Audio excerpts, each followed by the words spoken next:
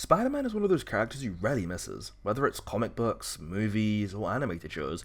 There's just something about Peter Parker's blend of humor, heart, and heroism that makes him one of the most beloved superheroes of all time. So, when Friendly Neighborhood Spider-Man was announced, a lot of us expected something special, and while I thought it was actually pretty good, the general consensus was somewhere in the middle. I scoured the internet during the time of this show's release, and with every new episode drop, it felt like the online opinion of this show kept flip-flopping. By episode 4, it seemed to be dead in the water, before the next 2 episodes would drop and revitalize the show for a comeback I had never seen online before. With all of these differing opinions on what is at the end of the day a simple Spider-Man show, I believe it's only right to take a step back and evaluate the show from a more laid-back perspective. Let me make this clear, my goal is to take a somewhat measured approach to the show and to try and distance myself from some of the controversy surrounding it. The show wrapped up only a few weeks ago and I want to give it some props, but at the same time I need to give it fair criticism. The show was not perfect, far from it in fact, and this is not the message I wish to send with this video. Now, don't get me wrong, the show isn't bad. It gets a lot of things right. The animation is solid and expressive, the voice acting is actually pretty strong and all around good in every direction, and the vibe definitely leans into a more classic Spidey feel. But there's just something missing. Something that keeps it from standing alongside the greats, like Spectacular Spider-Man and the Spider-Man animated series. So today, let's talk about what works, what doesn't, and why Friendly Neighborhood Spider-Man is good, but underwhelming.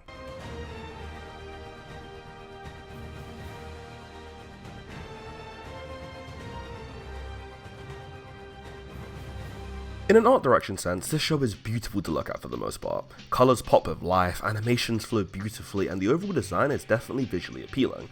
I was one of the people originally against 3D Spider-Man shows being made due to the style's bad track record, but I've gotta say, this show 100% changed my mind about that. Peter's swinging is fluid and dynamic with a real sense of personality rushing through each one of his webs. Not many web swinging scenes are shown in the early stages of the show, but the ones that are filled with the grace and finesse of a Spider-Man who's still learning to master his traversal, not all that dissimilar to Miles Morales from the Insomniac games. The speed and agility and weightlessness of Spider-Man's moves are accentuated, giving off a more realistic comic book feel. This is dictated amazingly when it comes to the character interactions he has as Spider-Man, constant quips and wisecracks, allowing for plenty of moments where Peter's annoying but loving sarcastic comments shine through. Here in my mind is where the show begins to slow down and fall a little flat. For a show all about Spider-Man being a friendly neighborhood hero who's all about the little guy, the show definitely shifts that focus to a much larger scale, which I wouldn't normally be adverse to, but it does it in such a jarring way that I can't help but notice it. Spider-Man will go from stopping a potential prison break and having nearly an entire episode to decide what suit he wears for the next few episodes, to fighting Daredevil, stopping a gang war, and I kid you not, fighting alien symbiotes with Doctor Strange. I think that's where this show showcases some of its more MCU inspirations.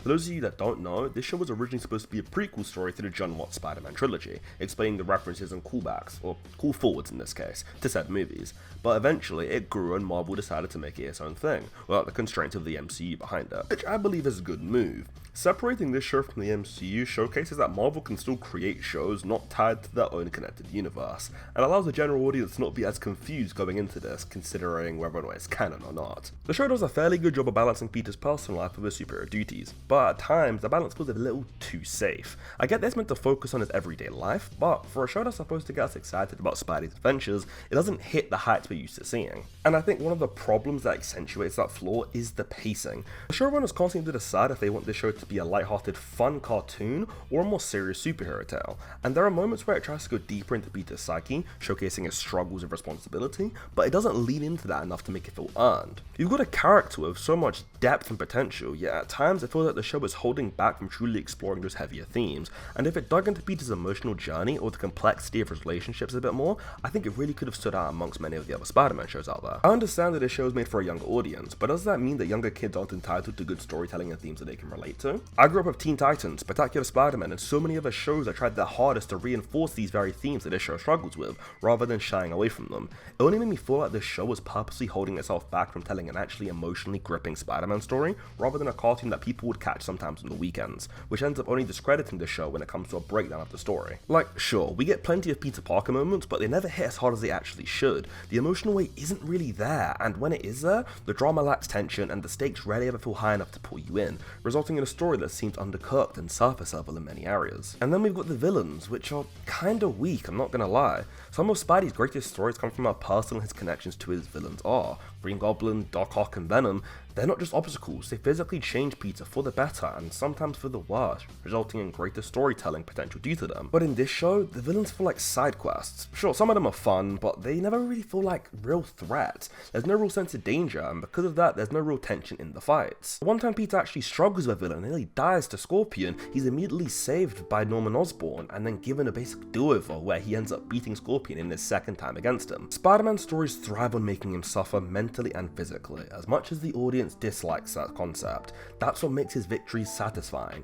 But here, most of the conflicts feel like minor inconveniences rather than real challenges, which sucks because the first time Peter actually faces someone dangerous, he nearly gets killed and has to be saved by someone. I hate the recent notion that's occurred in mainstream Spider-Man media that Spider-Man can't beat most of his villains by himself. It's a disrespect to the character and a blatant disregard for how the comics have run for decades now. In Spider-Man 2, it takes Peter, Miles, MJ, and an entire new anti-Venom suit to stop Harry with one symbiote. Into the Spider-Verse, it takes 5 different spider people with different spider powers just to stop Kingpin and Doc Ock. But casting even all of that aside, there's still one thing that irritates me most during this show. No, it's not the lack of notable villains or an undercooked main character, it's the side character cast. Now I have no idea how this show is run behind the scenes, and I have no idea if it lacked right to some characters rather than others, or maybe the showrunner just wanted to tell a slightly different story with different characters in the background, it's whatever. But I am sick and tired of the steady erasure of Spider-Man's background characters. Much like Superman, Spider-Man as a character is someone that relies on other people to be the emotional bulk of his stories. In fact, the single most harrowing event in Peter's life isn't his uncle dying, it's the death of his girlfriend by the hand of his best friend's dad and sworn enemy Norman Osborn. Yet it feels to me like this show and so many others are desperately trying to get rid of MJ, Gwen, Harry and so many more people in Peter's lives. And I hate to say this, replacing them with more up-to-date and modern adaptations of his classmates. Peter doesn't even get bullied in this show. He's not a nerd per se that gets beat up by jocks.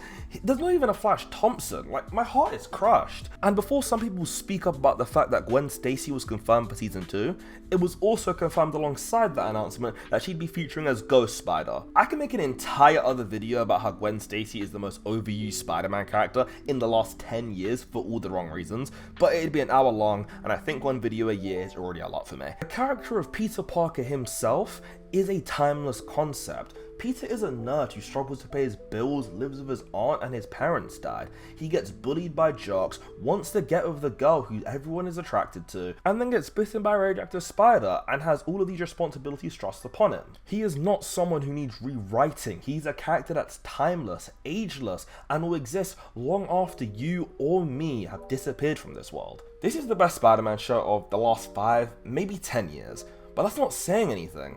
However, what the community reaction to this show says to me is that the fans watching the show definitely believe that this is a step in the right direction, which, while I can agree with, is letting the show off too easy. Spider-Man is one of the biggest superheroes in the world, and his 2 biggest competitors, Batman and Superman, have both recently released incredibly memorable and well-crafted animated TV shows, and if I had to rank the 3 of these shows, this one would definitely be at the bottom, unfortunately. And I think we as a community of fans should be pushing Marvel to do better than this. Again, this show isn't bad. Like I said in the title, I think it's actually a good Spider-Man show. The set pieces are nice, the animation is good to look at, and the story is simple enough to follow for any general audience to watch. Yet, it's when you take a deeper look into the show and the plot points surrounding it that it goes from a good show at a glance to an okay show after rewatch, and I assume at a deep dive it will become a disaster. But I won't put myself through that, I quite like sleeping. Anyway, thanks for watching, and I'll catch you later. Bye now.